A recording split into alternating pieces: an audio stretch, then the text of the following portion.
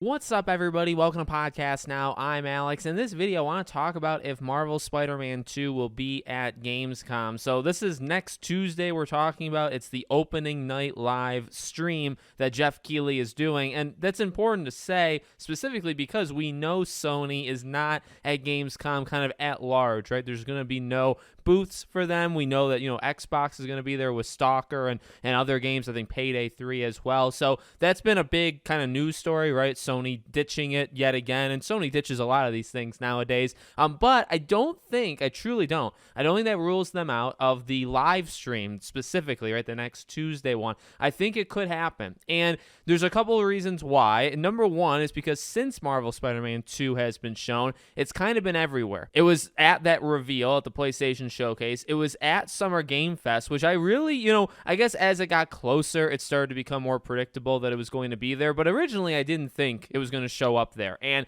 that was kind of a big surprise. And getting the release date at that show and, the new picture, there wasn't too much in terms of content, video, trailer, gameplay. None of that was really there, but we got the big news, right? Just a week and a half after the PlayStation Showcase where we did get all of that, actual visual stuff. And then they appeared obviously at San Diego Comic-Con with a ton of stuff, right? The panel, the new trailer, there was a lot. And I guess the controller, the plate for the PS5, lots of stuff. So since they've shown it, it's been, full steam ahead, which is what we had all kind of said, what we all predicted. It's kind of what they've done. They did it with Miles. They did it with Spider-Man 2018. They like a really quick little ramp up, right? And they just kind of release things back to back to back. So I do think Gamescom makes a lot of sense to show something here. And then once we get into September, September is the last full month that we don't have this game, right? So it's going to be, I think, and I've also said before, because of Starfield, I think Sony will want to try to promote Spider-Man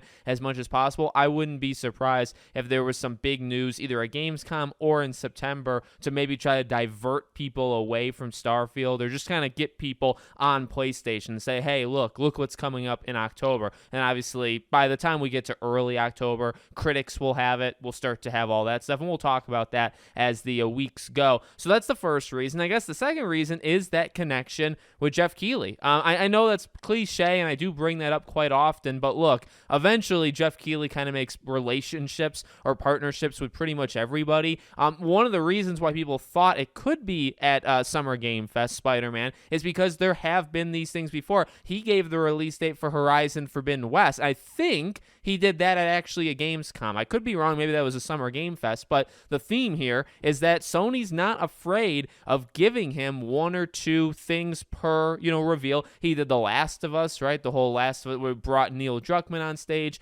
Ashley Johnson, and Troy Baker to do the remake and then also tease the multiplayer. There's been obviously countless examples of this little relationship. Now, he's got relationships with pretty much everybody, but I think we just saw it with Spider-Man. So I would not be surprised if Sony kind of goes back to him and says, hey, big game in the fall. Here's something we want you to show. Two final things to say, one being another reason, and second one being what could they show. The last reason is Jeff had actually talked about how a big theme with Gamescom is going to be big games that release this fall. And the first announcement that he had of a game, being at Gamescom was one of those, which was Alan Wake 2, which, as we may know or may not know, right, just comes out a few days before Spider-Man 2, a very unfortunate placement for it. But that was the first reveal. Now, the second reveal was Black Myth Wukong, which is probably coming out in 2024. So he kind of broke his own theme with the second announcement. But I do feel that Gamescom is going to be largely fall game. So you're going to see the Alan Wakes. I wouldn't be surprised if maybe you saw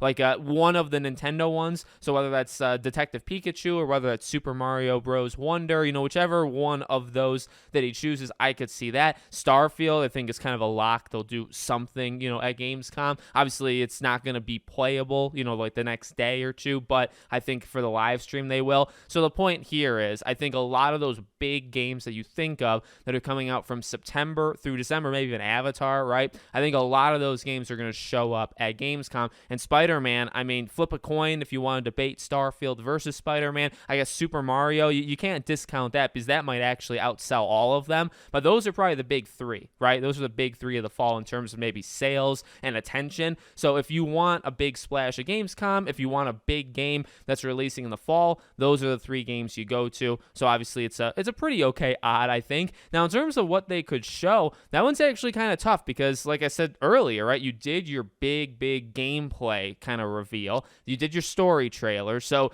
too early to do a launch trailer. I guess you could kind of go back to the well and do something with suits. You know, people had talked about that at San Diego Comic-Con, that maybe it'd be like a suits trailer for the pre-order stuff and the, you know, the variants and things like that. I guess you could do something like that. I feel like it would almost be a reveal. I mean, I'll keep dropping the Venom thing just to say that I said it. If you were going to reveal that Venom is playable, maybe it would be now. Maybe you wait until the game comes out. Maybe he's not playable at all. But again, I just want to kind of cover all my bases. I think it would be relatively small just for the fact of I feel like at this point in the game, they're going to either hold the biggest things that are still not revealed. I guess, of course, the other side of that is they would reveal them, right? And then would they reveal them at Gamescom with Jeff, or would they do maybe like a state of play for Spider-Man in September? I don't know. It's been a while since we've gotten a dedicated state of play, so I almost feel like they're not going to do it. But that could be wrong. They actually could do it for Spider-Man.